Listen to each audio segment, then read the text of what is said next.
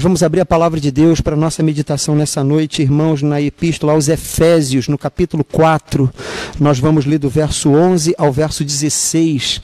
Efésios, capítulo 4, do verso 11 ao verso 16.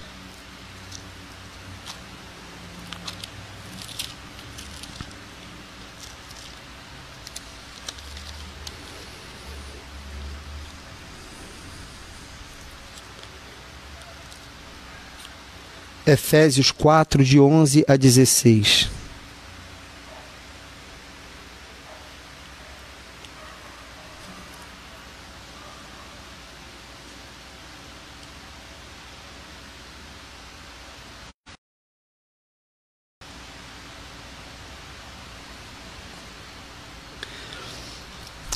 Leitura da palavra do Senhor em Efésios, no capítulo 4, do verso 11 ao verso 16. E ele mesmo concedeu uns para apóstolos, outros para profetas, outros para evangelistas e outros para pastores e mestres, com vistas ao aperfeiçoamento dos santos para o desempenho do seu serviço, para a edificação do corpo de Cristo, até que todos cheguemos à unidade da fé e do pleno conhecimento do Filho de Deus, à perfeita varonilidade, à medida da estatura da plenitude de Cristo, para que não mais sejamos como meninos, agitados de um lado para o outro e levados ao redor por todo o vento de doutrina, pela artimanha dos homens, pela astúcia com que induzem ao erro, mas seguindo a verdade em amor, cresçamos em tudo naquele que é a cabeça, Cristo, de quem todo o corpo, bem ajustado e consolidado pelo auxílio de toda junta, segundo a justa cooperação de cada parte, efetua o seu próprio aumento para a edificação de si mesmo em amor. Palavra do Senhor. Nós te louvamos, Senhor, porque a tua palavra é viva em nosso meio. Reconhecemos a nossa incapacidade de penetrar nos mistérios do Senhor, mas reconhecemos a tua graça que nos dá, pelo teu Espírito Santo, o conhecer da tua vontade, do teu evangelho, da tua palavra. Por isso te pedimos que seja essa mais uma oportunidade para ouvirmos a tua voz. Senhor, opera esse milagre de ouvirmos a voz do Senhor na meditação da tua palavra. Fala aos nossos corações, Senhor. Nós oramos em nome de Jesus. Amém. Olha, que eu queria destacar com você algumas frases que foram lidas aí nessa passagem da nossa meditação nessa noite. Efésios 4, do verso 11 ao verso 15. Eu queria destacar com você, por exemplo, a expressão que começa logo no verso 11. Ele mesmo concedeu. Eu quero que você observe nisso alguém agindo. Ele mesmo concedeu. Quem age? Ele mesmo concedeu. Ele mesmo concedeu. Eu quero destacar outra expressão que é do verso 12. Concedeu, ele mesmo deu, e concedeu com uma finalidade. Verso 12 vai dizer, com vistas ao aperfeiçoamento dos santos, para o desempenho de seu serviço, para a edificação do corpo de Cristo. Com uma finalidade, com uma meta, com um lugar para chegar. É uma travessia para chegarmos num lugar. Verso 13, até que todos cheguemos. E aí é ousado demais da parte de Deus, né? É ousado demais da parte de Deus dizer para nós, até que cheguemos à unidade da fé e do pleno conhecimento do Filho de Deus, à perfeita varonilidade, à medida da estatura da plenitude de Cristo. Eu queria destacar o verso 14, para que nós não sejamos mais como crianças, como meninos, levados para todo canto pelo que ouvimos por aí.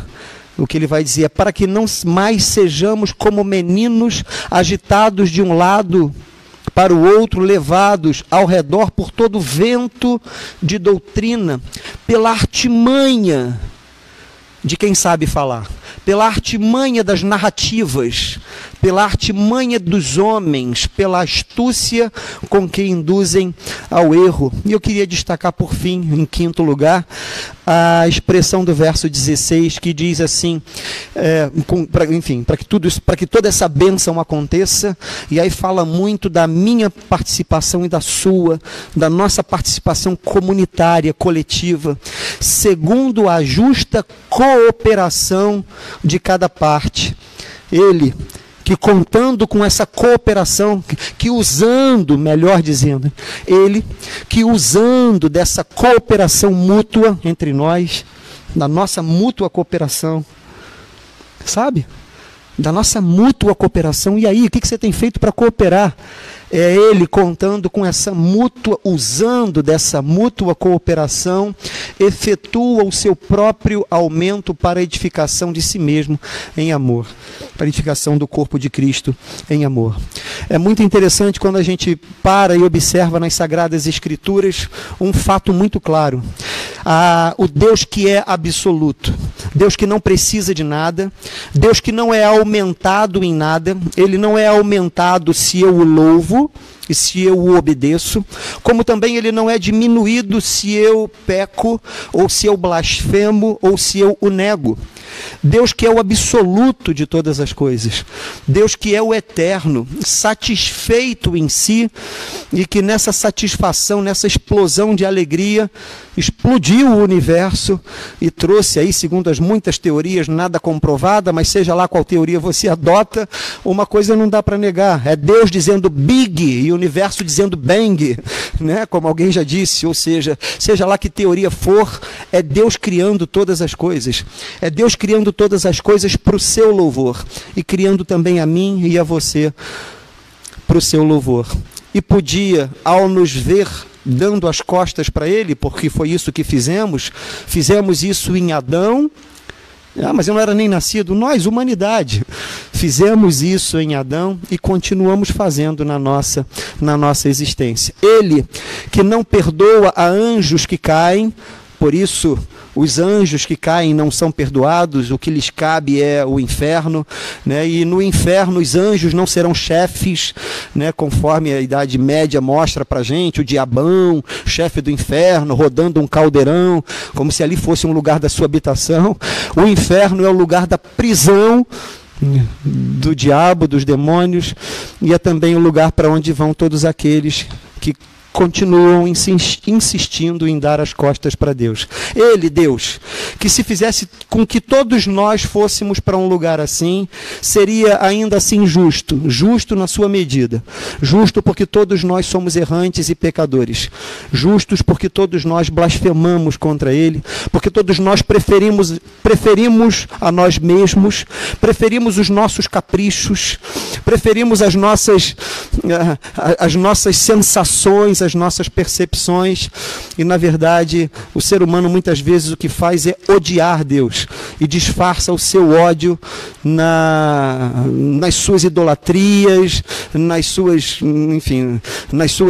reflexões de beleza, mas muitas vezes estão distantes de Deus. O exemplo que eu dei foi esse, do que eu ouvi de alguém numa linguagem religiosa.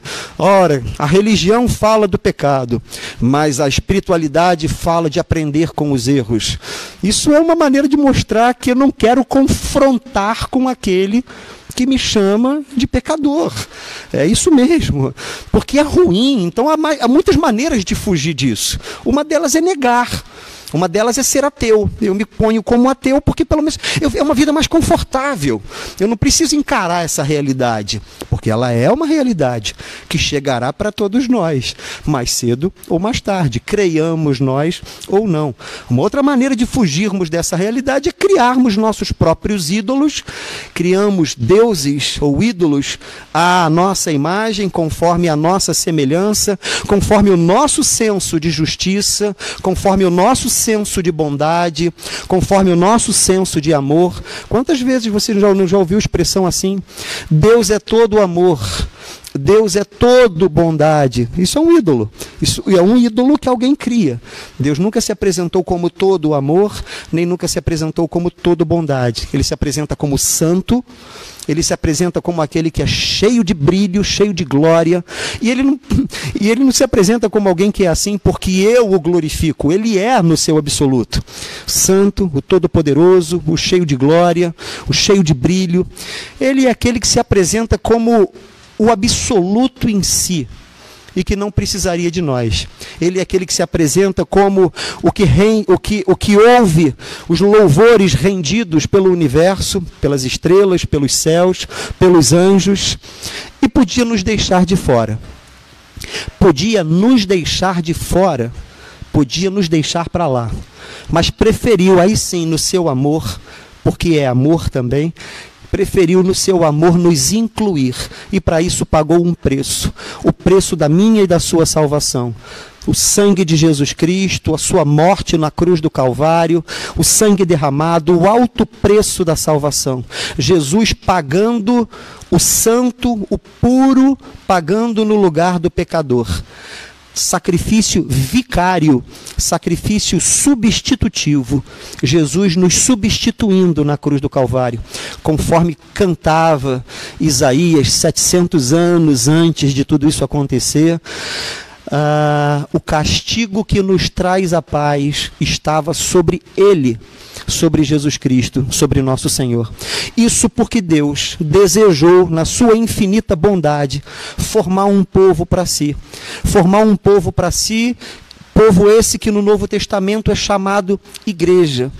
Esse Deus que criou um povo para si é quem sustenta esse povo, é quem sustenta a mim e a você, meu irmão. Se nós estamos firmados no Senhor, não nos vangloriemos disso. Não há em nós méritos nem para irmos para Deus e nem para permanecermos em Deus. É sustento da sua graça, é sustento da sua bondade, é sustento da sua misericórdia.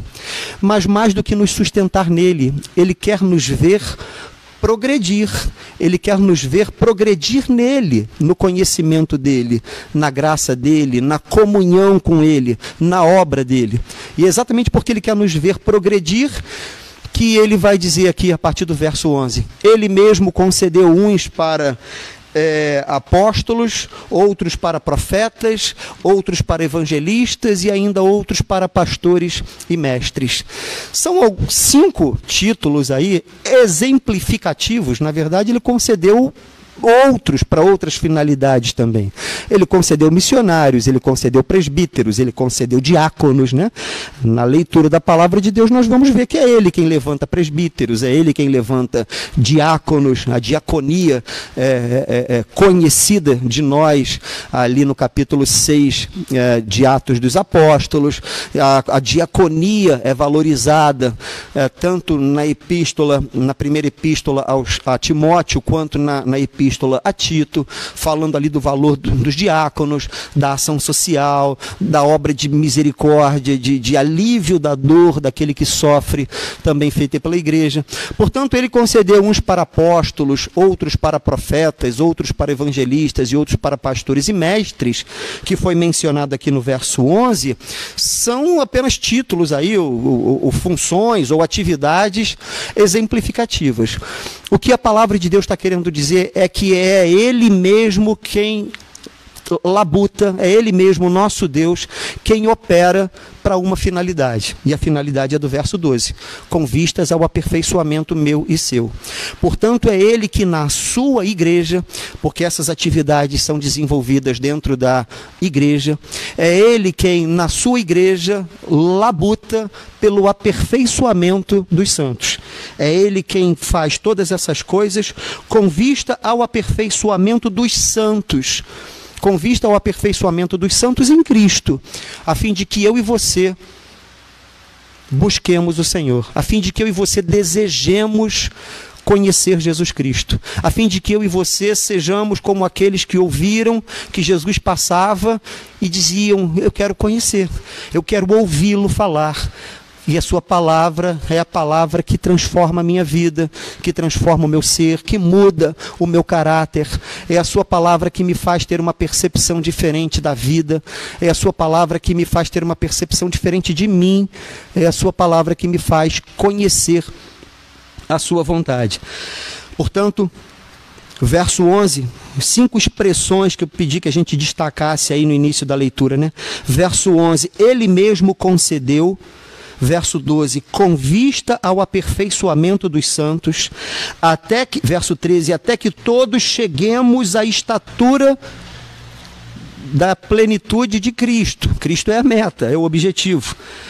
Para que não sejamos mais como meninos agitados de um lado para o outro, levados ao redor por todo o vento de doutrina, pela boa lábia, pela boa narrativa, dos que sabem fazer boa narrativa, porque temos muita gente que sabe fazer boa narrativa por aí, pela artimanha dos homens, pela astúcia com que induzem ao erro, usando para isso, da justa cooperação de cada um de nós, para a justa cooperação de cada parte.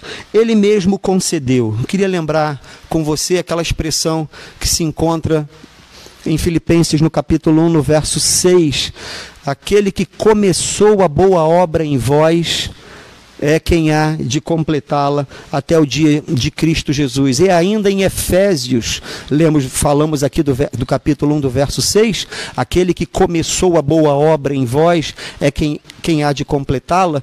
Mas lembramos aqui do capítulo 2, no verso 13, também de Filipenses. É ele quem executa, tanto o querer realiza em nós, né? Tanto o querer quanto o realizar. É dele, é ele, portanto, que, a fim de que sejamos aperfeiçoados em Cristo, a fim de que a igreja contribua, ou seja, instrumento, ou a fim de que no ambiente da igreja haja um aperfeiçoamento dos santos em Jesus Cristo. Apenas um parêntese, né? Haja vista que a gente fala para muitas pessoas, é possível, né? Santos são aqueles que creem em Jesus. Santos são aqueles que creem. São esses os santos. É a esses que a epístola que estamos lendo, a epístola aos Efésios, é dirigida, é endereçada, é destinada. Se você virar a página comigo aí e ler o capítulo 1, o primeiro verso da epístola aos Efésios vai falar desses santos. Santos são aqueles que congregam na igreja. A epístola é escrita para uma igreja. Ela não é escrita para um cristão sozinho, para um cristão ermitão. Paulo, apóstolo de Cristo Jesus, por vontade de Deus, aos santos que vivem em Éfeso e fiéis em Cristo Jesus. Portanto, é a esses santos que Deus deseja aperfeiçoar em Cristo. O desejo de Deus é que nós venhamos a progredir na nossa fé, deixando de ser meninos, conforme o apóstolo Paulo já fala, né, também, lá na primeira epístola aos Coríntios, no capítulo 13, quando eu era menino, eu pensava nas coisas de menino e era comum eu lidar com elas, mas à medida que eu fui crescendo, fui me tornando um homem, fui deixando das coisas próprias de meninos, falando desse progresso na fé, lá falando sobre a marca do amor, né? Mas falando desse progresso na fé, a propósito de nós, enquanto membros de uma comunidade da fé, de uma igreja, conseguirmos olhar mais do que para a igreja. A igreja é uma grande bênção, a igreja é um grande presente de Deus para nós. É na comunhão com a comunidade cristã que a gente se aperfeiçoa, que a gente cresce. Mas a igreja também é um grande perigo. Um grande perigo à medida que você se adapta à sua igreja, que você se acostuma com a sua igreja, que a sua igreja pode para você parecer qualquer coisa, como por exemplo um clube, uma maçonaria, sei lá, qualquer outra coisa. A igreja é corpo de Cristo. A igreja é corpo de Cristo. Estar vinculado à igreja é estar vinculado ao corpo de Cristo. Ter deixado a igreja é ter deixado o vínculo com o corpo de Cristo. E a gente fala aí, muitas vezes, a gente está na moda a expressão, né, chamada desigrejados, e por mais que a gente compreenda, obviamente, muitas pessoas que viveram lá suas dores, suas experiências negativas com as suas comunidades da fé, não nego essas possibilidades, somos pecadores, né, gente? Somos pecadores, nós dizemos palavras que magoam, nós não correspondemos expectativas que pessoas fazem de nós, e isso as magoa. Mas pensa, se você é um desigrejado, ao criticar tudo que você vê do lado de lá, que o motivou a ser um desigrejado, pensa se não há um pouquinho de falta de humildade também, de desejo de cooperar, de desejo de perceber que você também é um errante, que se junta com outros errantes. Daí a gente encontra lá, falo isso com base lá na conclusão ali do verso 16, segundo a justa cooperação de cada parte. Somos todos errantes, desejosos do aperfeiçoamento em Jesus Cristo, desejosos de chegarmos à maturidade da fé. É Ele mesmo, então, quem opera em nós, tanto o querer quanto o realizar. É Ele mesmo quem começou a boa obra em nós e quem há de completá-la. É Ele mesmo quem há de trabalhar em nossos corações. É Ele mesmo quem concede obreiros. É Ele mesmo quem concede a comunidade. É Ele mesmo quem concede a comunhão, com um fim específico. Verso 13, até que todos, verso 12, com um fim específico, com vistas ao aperfeiçoamento dos santos. Gosto ainda de uma palavra parecida com essa, a gente encontra lá na Epístola aos Coríntios, na primeira Epístola aos Coríntios, no capítulo 12, lembra? Lá na primeira Epístola aos Coríntios, no capítulo 12, quando ele vai falar da distribuição dos dons, a uns é dado o dom da profecia, a outros o dom de curar, a outros o dom da sabedoria, a outros o dom das línguas, a outros, enfim, uma relação de dons lá, e o verso 7 lá de 1 Coríntios 12 vai dizer assim, visando a um fim proveitoso. Mesma expressão, similar à que está escrita aqui no verso 12, né? Com vistas ao aperfeiçoamento. É Ele mesmo quem opera em nós com uma finalidade, e a finalidade é o crescimento do corpo de Cristo. É o seu crescimento, meu irmão, é o seu crescimento, minha irmã, é o seu crescimento como aquele que aceitou Jesus, como aquele que aderiu a Jesus, na verdade como aquele que foi aceito por Jesus, como aquele que foi alcançado por essa graça de Deus. Porque a proposta é grande demais, olha, até que cheguemos à unidade da fé e do pleno conhecimento do Filho de Deus, à perfeita varonilidade, à medida da estatura da plenitude de Cristo. É esse o objetivo. É ambicioso demais, né? É ambicioso demais aí da parte de Deus. Eu nem estou aí sabendo se teologicamente essa expressão é a mais adequada, dizer que é ambicioso da parte de Deus. O que eu estou querendo dizer é que o projeto é grande. É grande porque é para a glória de Deus. O desejo é de que nós venhamos a crescer à estatura da plenitude de Cristo. Porque Cristo foi aquele que plenamente glorificou o Pai. Pai, eu te glorifiquei no mundo. Lembra de João no capítulo 17? Conhecida como oração sacerdotal de Jesus. Uma das suas expressões é essa. Pai, eu te glorifiquei no mundo.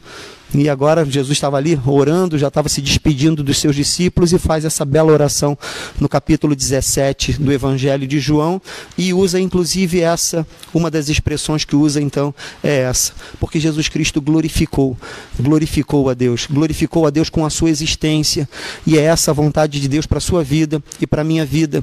Eu não sei se Deus quer que eu abra uma empresa, eu não sei se Deus quer que eu passe no vestibular, eu não sabe, a glória de Deus não é manifesta por aquilo que eu julgo ser sucesso dos eventos da minha vida à medida que eles acontecem. A glória de Deus é manifesta à medida que eu olho para o meu coração e desejo cada vez mais que a minha vida seja para a glória de Deus, ainda que seja lá na minha aprovação do vestibular, ainda que seja lá na abertura da minha empresa, ainda que seja lá no meu casamento, ainda que seja lá nas minhas relações com os meus amigos.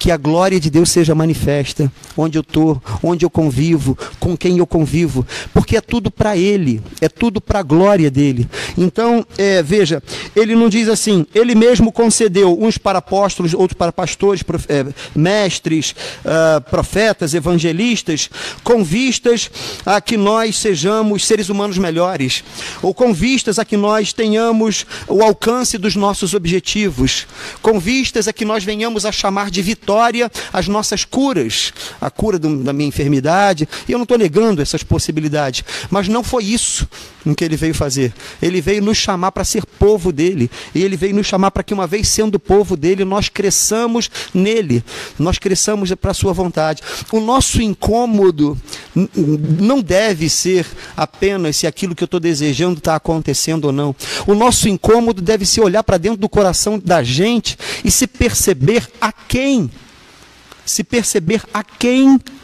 daquilo que é o seu propósito para a nossa vida. Portanto, se o seu propósito é esse, a fim de que nós nos aperfeiçoemos, com vistas ao aperfeiçoamento dos santos, até que todos cheguemos à plenitude da estatura de Cristo, será uma vida nada monótona, né? Será uma vida bem dinâmica, será uma vida de busca da graça de Deus, será uma vida de busca da presença de Deus, será uma vida de autoexame, será uma vida de insatisfação com quem somos, né? Para que a gente possa continuar buscando o Senhor, para que a gente possa continuar clamando o Senhor, para que a gente possa continuar pedindo que essa sua glória seja manifesta através das nossas vidas.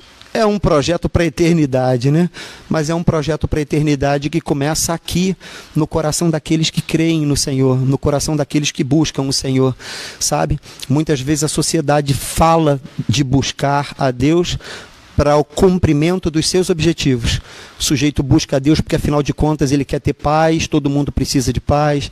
O sujeito busca a Deus porque, afinal de contas, ele quer se sentir de alguma forma empoderado. Palavra tão na moda, empoderamento, né? Todo mundo é tão empoderado, né? Homens são empoderados, mulheres são empoderadas. A gente está numa sociedade cada vez mais frágil, cada vez mais mesquinha, cada vez mais hipersensível, cada vez mais analfabeta funcional, mas está todo mundo se sentindo empoderado. E nesse empoderamento muitas pessoas buscam a Deus também, né? Porque, afinal de contas, todo mundo tem uma religião, eu também preciso ter a minha. Não é esse o propósito de Deus para a sua vida, não é esse o propósito de Deus para a minha vida. O propósito de Deus para a sua vida e para a minha vida é que nós cresçamos nele, que nós prossigamos em conhecer o Senhor, que nós estejamos insatisfeitos por não buscarmos como convém, que nós estejamos insatisfeitos por negligenciarmos a leitura da sua palavra. Essa que tem que ser a nossa insatisfação, que nós sejamos insatisfeitos por não buscarmos a sua face em oração, que nós sejamos insatisfeitos por não nos percebermos sensíveis para a dor do próximo, ou de nos percebermos sensíveis, mas não ao ponto de agirmos para o alívio da dor, para a compreensão do necessitado, para o anúncio do seu evangelho. Deus concedeu, em outras palavras, Deus concedeu, o que a gente está querendo dizer com tudo isso, Ele mesmo concedeu apóstolos, profetas, evangelistas, pastores e mestres, com vistas ao aperfeiçoamento, a fim de que você cresça e amadureça, para que não seja levado pelo vento da cultura, para que não seja levado pelo vento da doutrina desse religioso que aparece na televisão, levando dinheiro de todo mundo, que te impressiona e que te angustia, e a mim também, mas que de certa forma você, será que não é? Será que não é isso? Sabe? De certa forma, sabe que essa palavra vai acabar me capturando? Deus nos quer fazer crescer na graça de Cristo, para que a gente não negue Cristo, nem diante daquelas seduções daqueles que falam ou dizem falar em nome de Cristo, mas que quando abrem a boca a gente percebe que não tem nada de Cristo. Não tem nada de Cristo, mas tem alguma coisa que me interessa aí. Tem uma cura aí que me interessa, tem um milagre ali que ele está mostrando que faz, e que isso me interessa, e ainda que seja mentira, porque tem uma porção de gente tão mentirosa, contratada para dar falso testemunho em todo canto, né? Mas isso atrai. Olha, Ele quer que nós chegamos à plenitude da estatura de Cristo, para que não mais sejamos como meninos, agitados de um lado para o outro, levados por todo vento de doutrina, levados pela artimanha dos homens, pela astúcia dos que induzem ao erro. É o verso 14. Ele quer que nós sejamos firmados em Cristo. Ele quer formar em nós a tal convicção, a tal certeza, duas palavras vinculadas à fé, né? Tão fortemente, conforme dita sobre a fé, conforme o que se diz sobre a fé em Hebreus no capítulo 11, no verso 1, né? A fé é a convicção, é a certeza das coisas que se esperam, das coisas que não se veem, convicção e certeza. O que Ele quer despertar no seu coração, convicção e certeza, porque Ele quer nos preparar para a morte, irmãos. Ele quer nos preparar para não negarmos a fé, mesmo diante da morte. Se a gente está preparado para não negar a fé, mesmo diante da morte, não vão ser as pilhas, os deboches, os elogios preciosos daqueles que nos veem como ridículos, que vão abalar a nossa fé. Ele quer me preparar, não para que eu tenha uma casa melhor, dias melhores, e nada disso é proibido para você, mas o propósito não é esse. Ele quer te preparar e me preparar, me fazer crescer, te fazer crescer, para que nós estejamos dispostos a honrar o seu nome e manifestar a sua glória, seja vivendo ou mesmo seja morrendo. E por último, contando ou usando, melhor dizendo, né?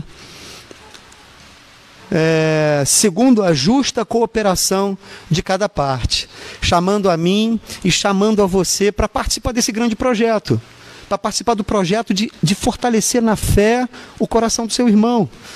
Sabe, chamando você para o projeto de abençoar a vida do seu irmão, do adolescente, da criança, daquele que está conosco. É eu pensar assim, meu Deus, o que Deus quer é ver a sua igreja sendo aperfeiçoada, sendo transformada. E o que Ele quer é fazer isso, não de uma maneira mágica, trazendo anjos ou derramando feixes de luzes sobre a cabeça de cada um, mas Ele quer fazer isso na instrumentalidade minha e sua, de cada um de nós. Então a grande questão é, o que eu posso fazer, primeiro para desejar isso para mim também, né? Porque quem não ama Deus não deseja isso. Isso aqui é balela para quem não ama Deus. Quem não ama Deus, quer Deus para os seus objetivos. Isso é para gente que ama Deus. Essa coisa de desejar ser mais como Cristo, de desejar cumprir o projeto e o objetivo de Deus, é para quem ama Deus. Quem não ama Deus, quer Deus por outras razões. Porque quem ama Deus quer desejar isso para si e quer desejar isso para os outros. Quer desejar isso para si, crescer na graça, no conhecimento de Jesus, na perfeita varonilidade, na medida da estatura de Cristo, mas quer ver a sua vida sendo um instrumento para que outras vidas também sejam beneficiadas desse mesmo benefício, do benefício de honrar a Deus. Por isso o tema da nossa mensagem hoje, então, é esse, né? A igreja e o aperfeiçoamento dos santos em Cristo.